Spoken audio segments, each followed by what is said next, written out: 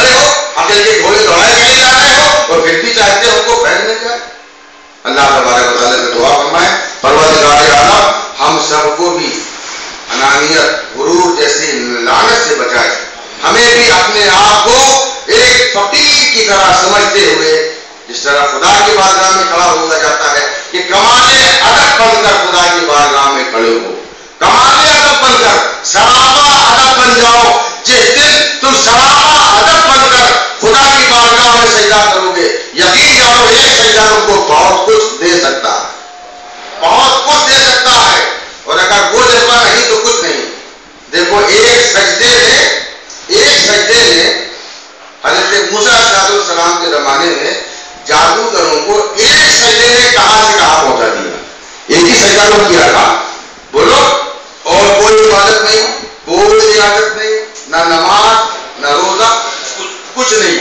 حضرت موسیٰ علیہ السلام کا معجزہ دیکھا اور ان کے سامنے ایک سجدہ کیا. اس ایک سجدے میں اللہ تبارک و تعالیٰ نے ان کو وہ مقام دیا کہ نہ جانے کہاں سے کہاں پہنچ گئے. قطرہ سے دریا ہو گئے, ذرہ سے سمندر ہو گئے. تو ایک سجدے نے ان کو کہاں سے کہاں پہنچا دیا.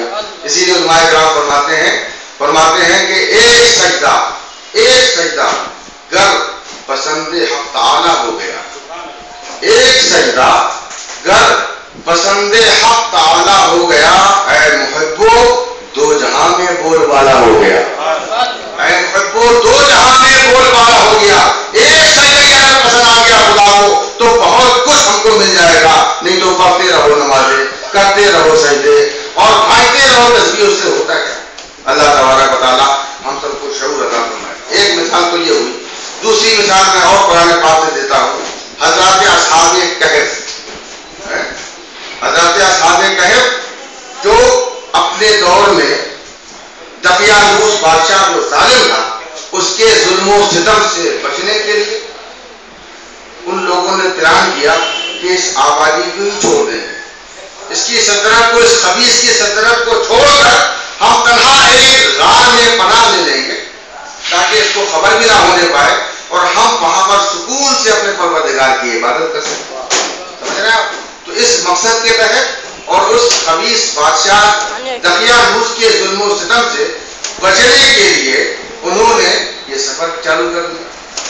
وہ کتنے لوگ تھے تو قرآن پاک نے ان کی تعداد بیان کی ہے. وہ 7 لوگ تھے. سمجھے آپ؟ جو قول راجح ہے وہ یہ کہ 7 لوگ تھے.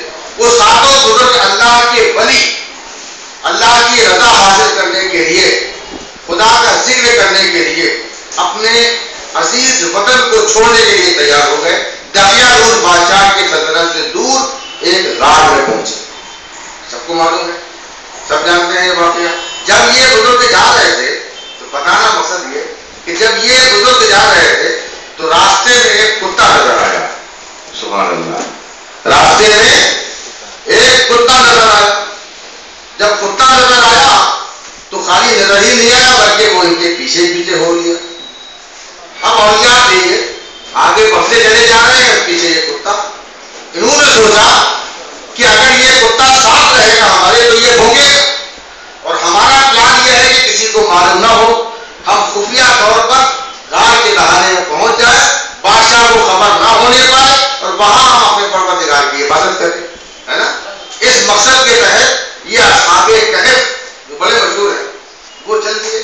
راستے میں جو کتا ملا وہ کتا بھی ساتھ ہو لیا. اب جب ساتھ ہونے لگا وہ بھی ساتھ چلنے لگا تو اللہ کے ولیوں نے کہا, آپ نے آپس میں بیان کیا اور اس کو بھگانا چاہا, کتے کو بھگانا چاہا, پتھر مار کے بھگانا چاہا. جیسے ہی پتھر مار کے کتے کو بھگانا چاہا تو کتے کی حالت یہ ہے جو کئی تفسیروں میں اس کی حالت بیان کی گئی کہ اس کتے نے اپنے پیچھے والے 2 پیر بچھا دیے زمین میں. اللہ, پیچھے والے 2 پیر زمین میں بچھائے اور آگے والے 2 پیر آسمان کی طرف بلند کر دیے, اور بلند کر کے اللہ تبارک و تعالیٰ سے اپنی زبان میں کہا, پروردگار عالم تو مجھے زبان دے دے تاکہ میں تیرے ان اولیاء سے بات کر سکوں, تاکہ میں تیرے ان اولیاء سے بات کر سکوں. اللہ تبارک و تعالیٰ نے اس کو زبان دی ادھر زبان ملی اور ادھر اس نے کہا کہ اے اللہ کے ولیوں تم مجھے بھگاتے کیوں ہو؟ تم مجھے کیوں بھگاتے ہو؟ واللہ احب الاولیاء والصالحین، یہ کتے کا جواب ہے. سبحان اللہ. کتا کہتا ہے اے اللہ کے ولیوں تم مجھے نہ بھگاؤ، تم مجھے بھگاتے کیوں ہو؟ میں اللہ کی قسم کھا کر کہتا ہوں میں اللہ کے ولیوں سے اور نیک لوگوں سے محبت کرتا ہوں. میں اللہ کے ولیوں سے اور نیک لوگوں سے محبت کرنے والوں میں سے ہوں. تم مجھے کیوں بھگاتے ہو؟ اس وقت کے کتے بھی اولیاء کا ادب کرتے ہیں. سبحان اللہ سبحان اللہ. اس وقت کے کتے بھی اولیاء کا ادب کیا کرتے تھے. آج تو انسان ہے ایسے جو اولیاء کا ادب نہیں کرتے. وہ کتوں سے ہی زیادہ کہیں گزرے. کتے کے تو واقعہ ہے جو قرآن سے ثابت ہے. اللہ اکبر. کہنے لگا کتا صاف صاف کہنے لگا انی احب الاولیاء والصالحین، ہم اولیاء اور صالحین سے محبت کرنے والوں میں سے ہیں. تو اللہ کے ولیوں نے کہا کہ نہیں تم جاؤ، تم بھوگو گے اور ہمارے مقصد میں ہم کو کامیابی نہیں ملے گی. ہمارا مقصد ہے ہم سیکرٹ طور پر جائیں. وہ کہنے لگا میں وعدہ کرتا ہوں اگرچہ میری فطرت ہے بھوکنا. اللہ اکبر. اگرچہ میری فطرت ہے بھوکنا لیکن میں وعدہ کرتا ہوں میں بھوکوں گا نہیں. میں اپنی فطرت کو تمہاری خاطر، فطری چیز کو تمہاری خاطر اتارے دیتا ہوں.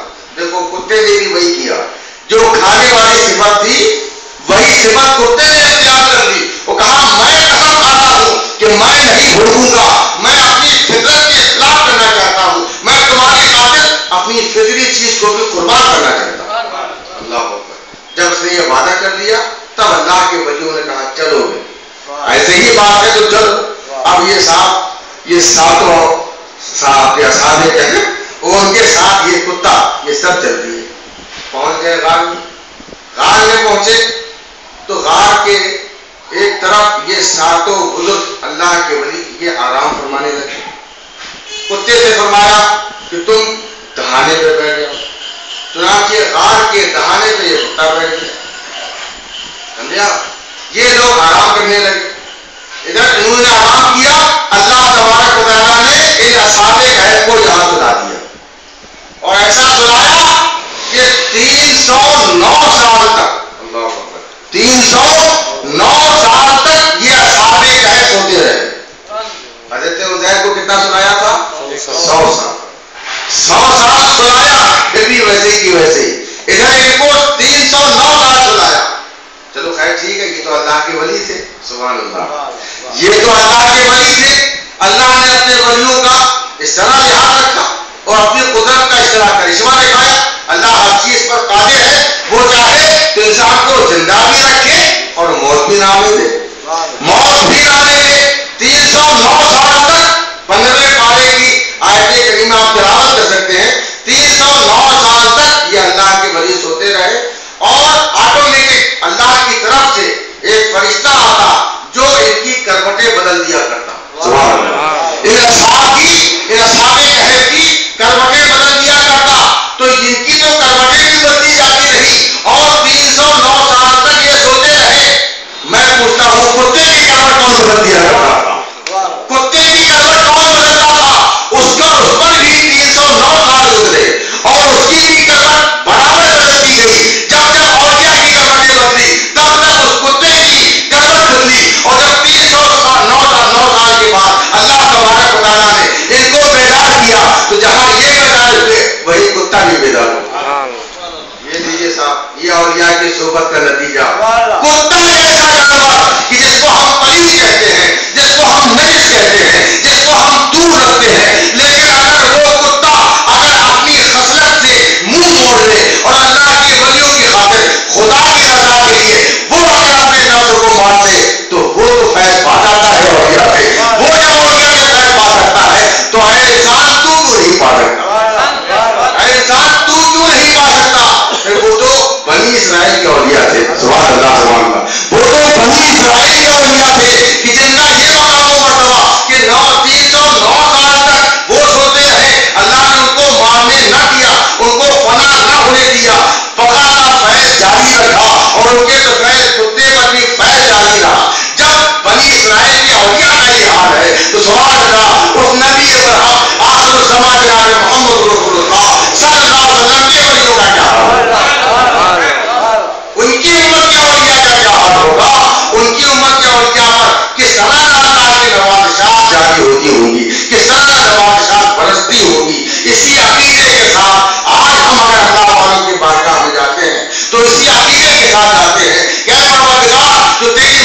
رحمتیں اور تیری مخصوص برکتیں جو تیرے محبوب بندوں پر اتر رہی ہیں، ان کے کچھ چھینٹے ہم گناہگاروں کو مل جائیں، ان کے کچھ چھینٹے ہم گناہگاروں میں بھی نصیب ہو جائیں. اگر نصیب ہو گئے تو ہمارا بھی بیڑا پار ہو جائے.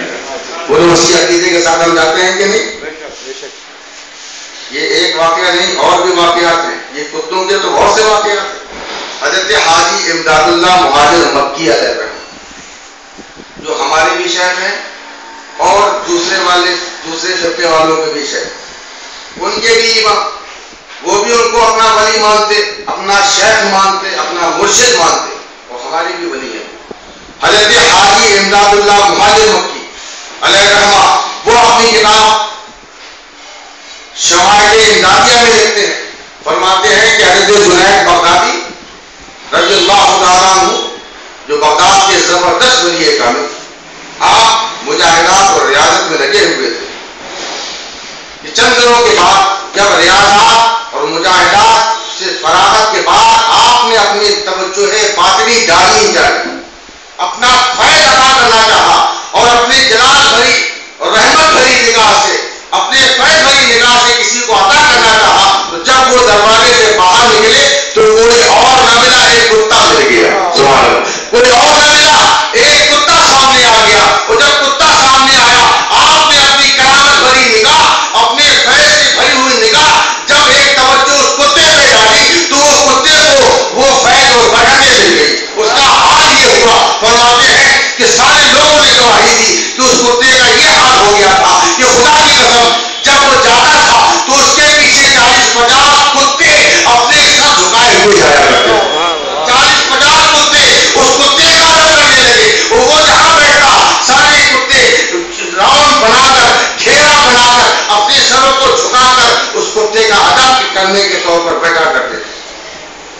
یہ کون لکھتے ہیں؟ حضرت حاجی امداد اللہ مہاجر مکی علیہ الرحمہ.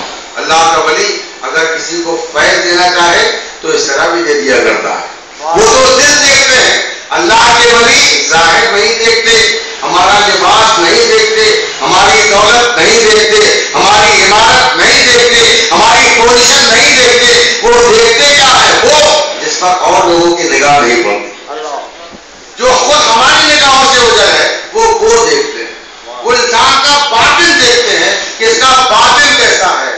اور وہ کیا دیکھتے ہیں؟ یہ تو اللہ کا ارشاد ہے، یہ تو خداوند قدوس کا ارشاد ہے کہ جب کوئی بندہ سچے دل سے اللہ سے محبت کرنے لگتا ہے تو پروردگار عالم جبریل امین کو بلاتے ہیں. اور جبریل امین کو بلا کر جبرائیل سے اللہ تبارک و تعالیٰ فرماتا ہے، اے جبرائیل انی احب فلان.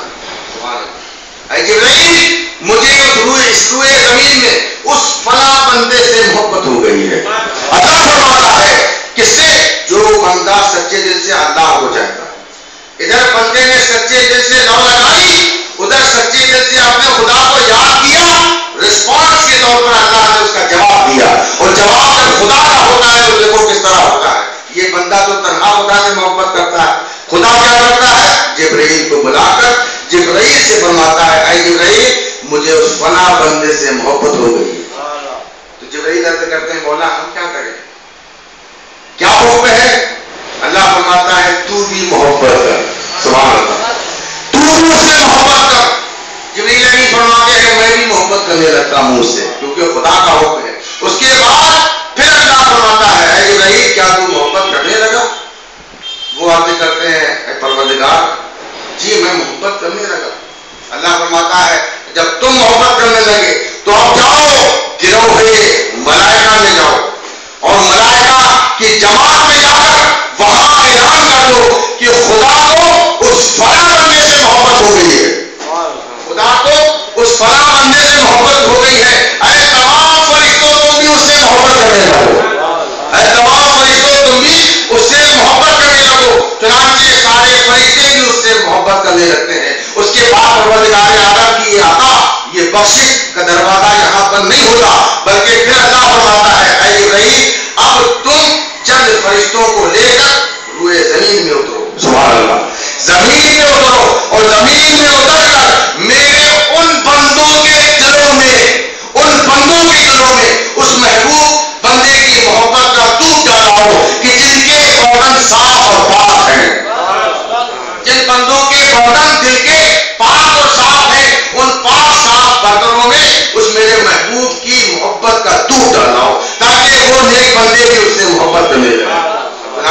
فرشتے ہوئے زمین پر اترتے ہیں، اور اترنے کے بعد جن کے دل اس لائق ہوتے ہیں کہ اللہ کے محبوب سے محبت کرنے کے لائق ہوں، ان دلوں میں اس محبوب بندے کی محبت کا دودھ فرشتوں کے ذریعے سے ڈال دیا جاتا ہے۔ اب میں آپ سے سوال کرتا ہوں، بولو اتنے لوگ موجود ہیں، حضور خواجہ غریب نواز کو کسی نے دیکھا؟ بولیے، پیران پیر دستگیر کو کسی نے دیکھا؟ حضرت محبوب الہی کو کسی نے دیکھا؟ حضرت توکل مستان شاہ بابا کو کسی نے دیکھا؟ حضرت پیران پیر دستگیر کے خلیفہ حضرت ابو سعید مخزومی کو دیکھا؟ کیا حضرت قبل عالم بادشاہ کو دیکھا؟ جتنے بھی اولیاء ہیں، ہم میں سے کسی نے ان کو دیکھا نہیں، اور نہ ہمارا کوئی خونی رشتہ ہے ان کے ساتھ، لیکن جناب محبت کا یہ حال، سبحان اللہ، محبت کا یہ حال کہ رشتہ نہیں ہے، خونی رشتہ نہیں ہے، لیکن آج اگر کوئی ہمارے سامنے محبوب الہی کی بارگاہ میں عظمت کی گستاخی کرتا ہے تو ہمارا خون کھول جاتا ہے، ہمارا خون کھول جاتا ہے، ہم برداشت نہیں کر پاتے۔ حضرت کبھی عالم بادشاہ کی بارگاہ میں اگر کوئی اللہ کی گستاخی کر دے، کوئی گالی دے جائے آپ کے سامنے، بولو برداشت کر پاؤ گے؟ حضور خواجہ غریب نواز کی شان میں کوئی گستاخی کر جائے، کیا آپ برداشت کر پاؤ گے؟ اگر طاقت ہے تو آپ لڑ جاؤ گے، اپنا سب کچھ نثار کرنے کی کوشش کرو گے، اپنی جان تک قربان کرنے کے لیے تیار ہو جاؤ گے۔ میں پوچھتا ہوں اتنی محبت آئی کیسے؟ اتنی محبت آئی کیسے؟ یہ محبت آئی نہیں، محبت ڈالی گئی ہے، محبت آئی نہیں، یہ محبت ڈالی گئی ہے۔ اسی حدیث پاک کی روشنی ہے کہ جو اللہ نے فرمایا، اے جبرائیل جا زمین میں فرشتوں کو لے کر جا، اور ان بندوں کے دلوں میں کہ جن کے برتن اس لائق ہیں کہ میرے اولیاء سے محبت کر سکے، ان برتنوں میں اور اللہ کے ولی کی محبت کا دودھ ڈالا۔ جس دن سے وہ دودھ پڑ جاتا ہے، اپنے آپ اللہ والوں کی محبت دل میں اترنے لگتی ہے، احترام بڑھنے لگتا ہے، مقام اور رتبہ کا سمجھ میں آنے لگتا ہے، ان کی بارگاہوں سے فیض حاصل کرنے کا جذبہ ہمارے اندر پیدا ہونے لگتا ہے۔ اور اگر کوئی بدنصیب اللہ والوں سے بغض رکھتا ہے، ان سے اگر دشمنی رکھتا ہے، ان سے اگر محبت نہیں رکھتا، ان کی شان بڑھانے کے بجائے گھٹانے میں لگا رہتا ہے، اگر ان کے لاش مبارک کو مر کر مٹی میں مل گئے کہتا ہے، اگر وہ مٹی کے ڈھیر کے برابر سمجھتا ہے تو یہ اس کا نصیب ہے۔ اور اگر آج ہم عقیدت اور محبت اور احترام کے پھول ان کی بارگاہوں میں اگر پیش کر رہے ہیں تو یہ ہمارا نصیب ہے، یہ ہمارا نصیب ہے، یہ اللہ کا فضل ہے۔ اللہ تبارک و تعالیٰ سے دعا کیجیے پروردگار عالم ہم تمام حاضرین کو اولیاء کرام کا مقام و مرتبہ سمجھنے کی توفیق عطا فرمائے، ان سے وارانہ عقیدت اور محبت کے چراغ مولا ہمارے دلوں میں روشن اور تابندہ و درخشاں فرمائے، اور اسی جذبے کے ساتھ ہم سب کو خاتمہ ایمان پر نصیب فرمائے۔ درود پڑھیں اللہ صلی اللہ علیہ سیدنا مولانا محمد وعلی سیدنا مولانا محمد مبارک وسلم۔ صلاۃ و سلام علیک یا رسول اللہ، صلاۃ و سلام علیک یا نبی اللہ صلی اللہ تعالی علیہ وسلم۔ اسی لیے علامہ شیخ سعدی علیہ الرحمہ فرماتے ہیں کہ مٹا دے اپنی ہستی کو اگر کچھ مرتبہ چاہے، مٹا دے اپنی ہستی کو اگر کچھ مرتبہ چاہے، کہ دانا خاک میں مل کر گلے گلزار ہوتا ہے۔ سبحان اللہ۔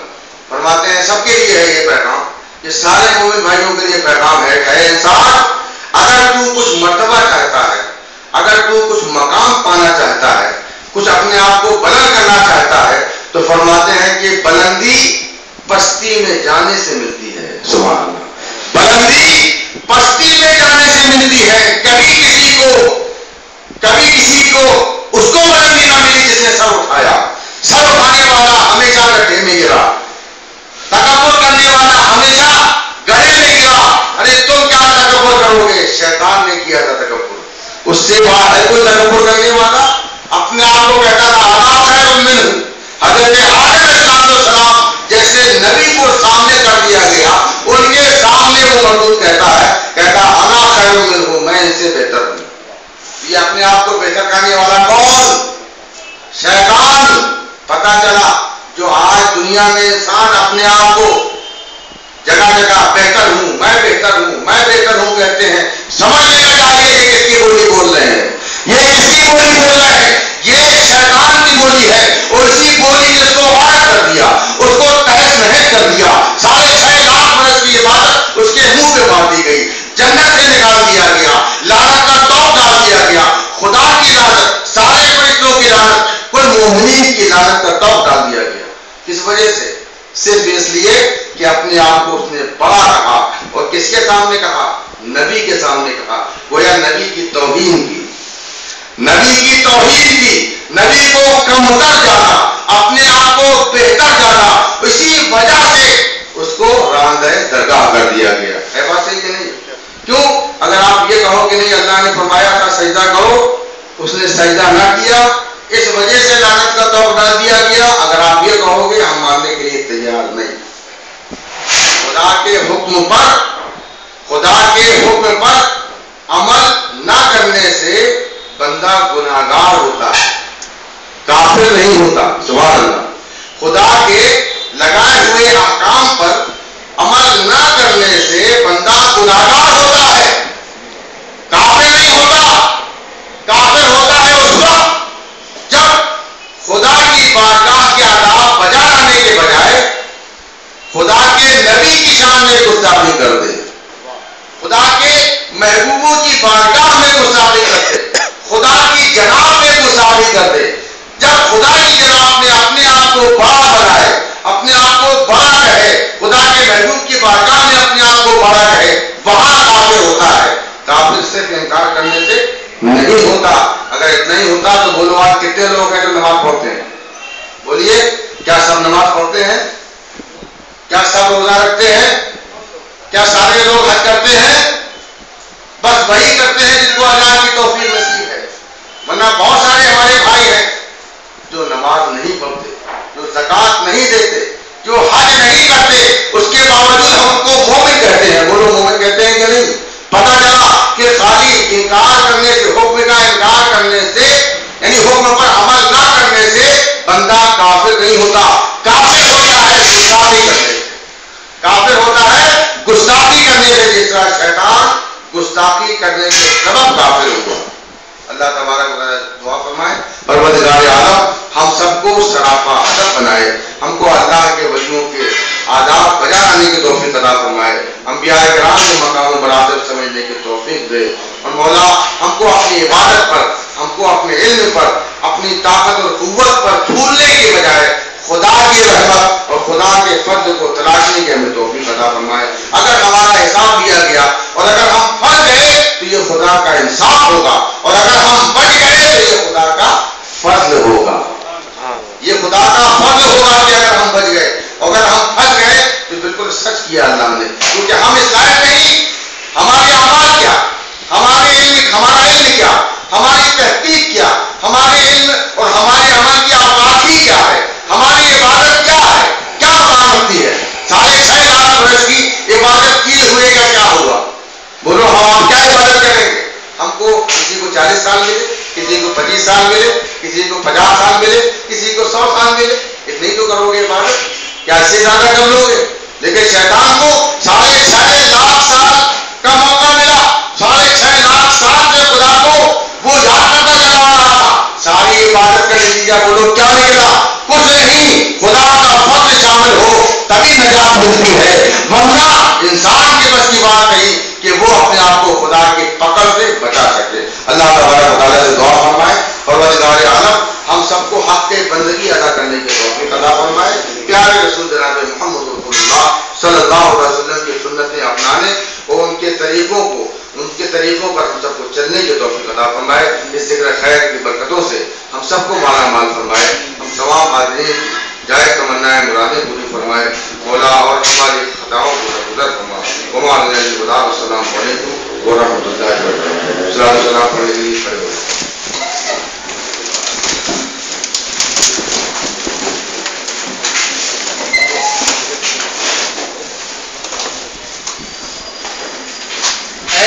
हबीबे हक ताला अस्सलातु अस्सलाम, हबीबे हक ताला